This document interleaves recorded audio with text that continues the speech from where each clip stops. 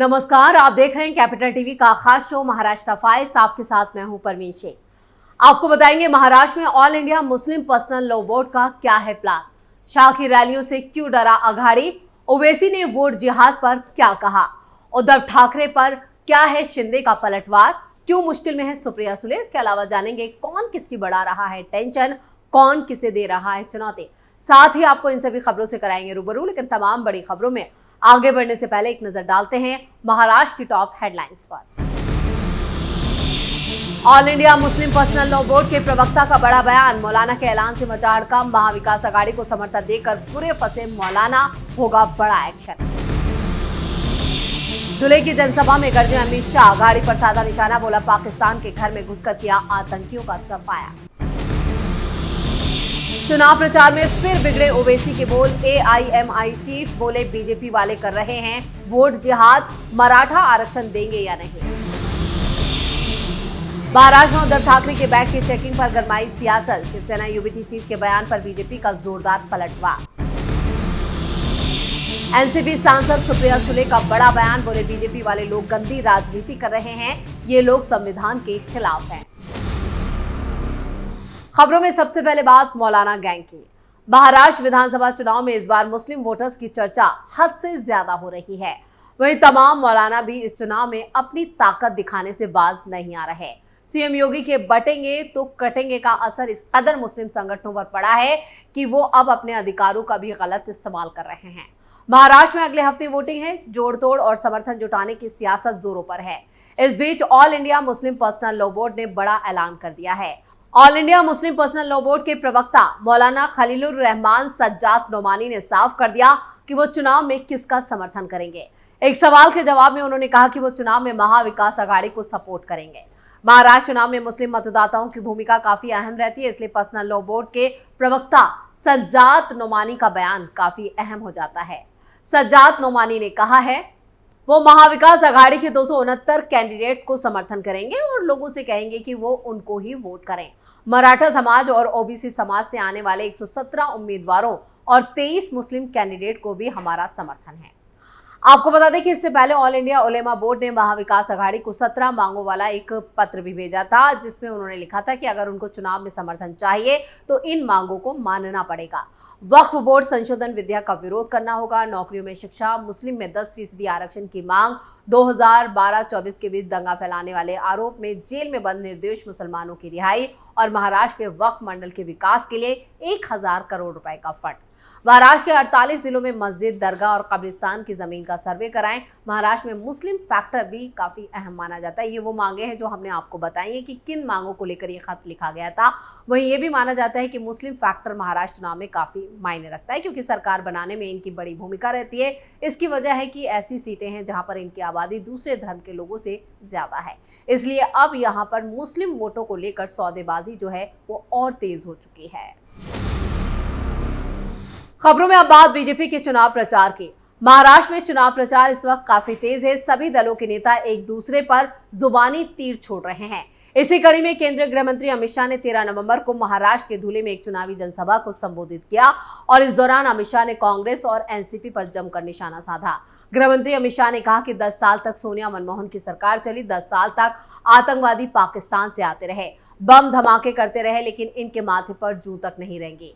शाह ने आगे कहा, नरेंद्र मोदी प्रधानमंत्री बने, उरी और पुलवामा में हमला किया, 10 ही दिन में सर्जिकल स्ट्राइक और एयर स्ट्राइक कर पाकिस्तान के घर में घुसकर आतंकवादियों का सफाया नरेंद्र मोदी ने किया।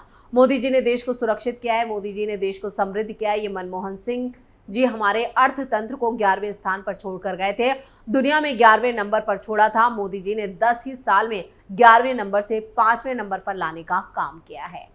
शाह ने जनसभा को संबोधित करते हुए आगे कहा कि मोदी का वादा पत्थर पर लकीर है। हमने कहा है कि हम राम मंदिर जन्मभूमि पर मंदिर बनाएंगे।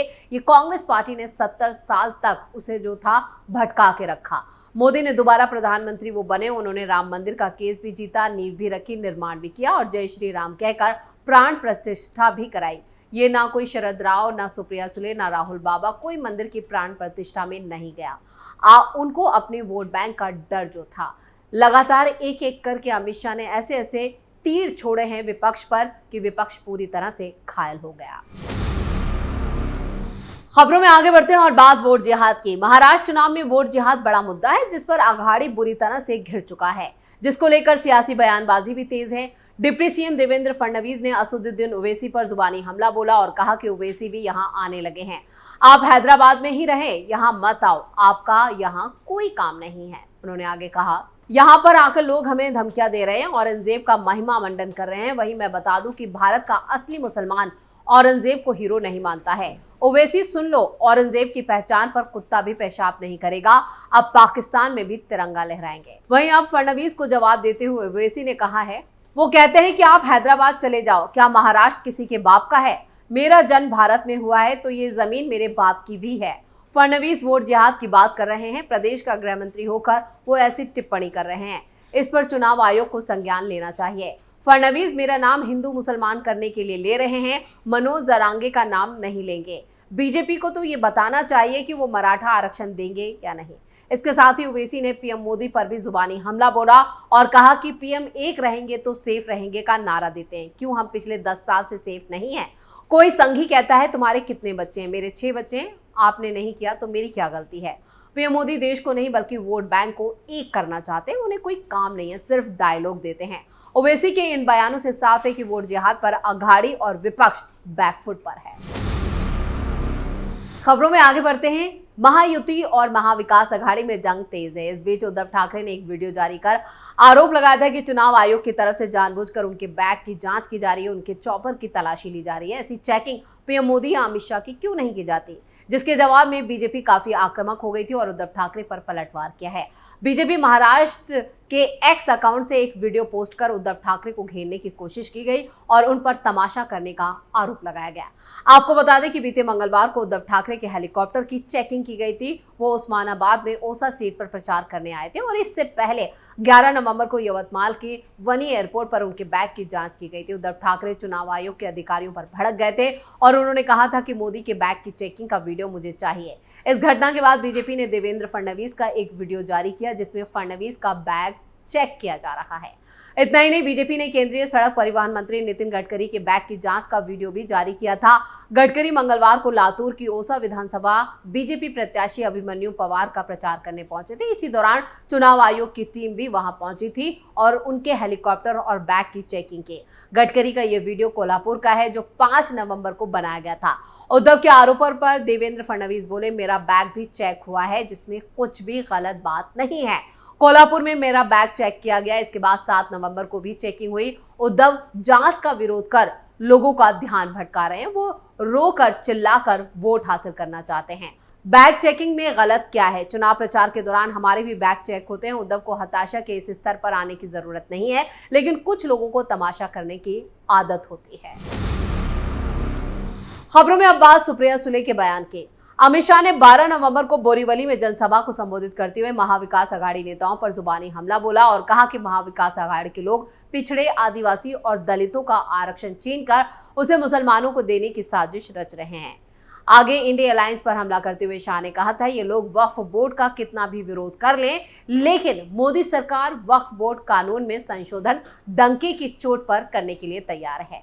वहीं अब शाह के इसी बयान को लेकर एनसीपी यानी शरद पवार गुट की नेता सुप्रिया सुले और सांसद ने पलटवार करते हुए कहा है, ये लोग वक्फ बोर्ड संशोधन अधिनियम और बटेंगे तो कटेंगे का नारा दे रहे हैं। इन्हें क्या लगता है देश को कोई अदृश्य शक्ति चला रही है? ये देश लोकतंत्र से चलता है, संविधान से चलता है। ये देश बाबा साहेब अंबेडकर के बनाए गए संविधान से चलता है और ये लोग इस संविधान के खिलाफ हैं। हर दिन विपक्षी नेताओं की जांच की जा रही है। बीजेपी वाले लोग ये कौन सी नई गंदी राजनीति कर रहे हैं? यानी सुप्रिया सुले की ये बौखलाहट साफ नजर आ रही है। महाराष्ट्र चुनावों में इस वक्त जुबानी जंग काफी तेज है। सत्ता पक्ष और विपक्ष एक दूसरे पर यहाँ पर जुबानी तीर छोड़ रहे हैं। सत्ता पक्ष की तरफ से जो बयान दिए जाते हैं उसका पलटवार हो रहा है और अगर विपक्ष कुछ यहाँ पर बयान देता है तो सत्ता पक्ष की तरफ से भी इसका पूरा जवाब दिया जा रहा है। तो महाराष्ट्र फाइल्स में खबरों का सिलसिला यहीं खत्म करते हैं। बाकी खबरों के लिए आप जुड़े रहिए कैपिटल टीवी के साथ। इसके साथ ही वीडियो को लाइक करें, शेयर करें और कैपिटल टीवी को सब्सक्राइब जरूर करें। नमस्कार।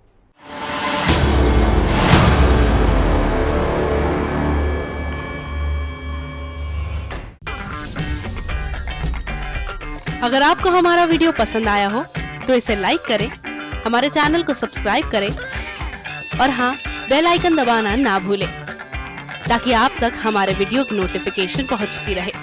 आप अपना सुझाव हमें कमेंट बॉक्स में दे सकते हैं। हमारे साथ जुड़ने के लिए शुक्रिया।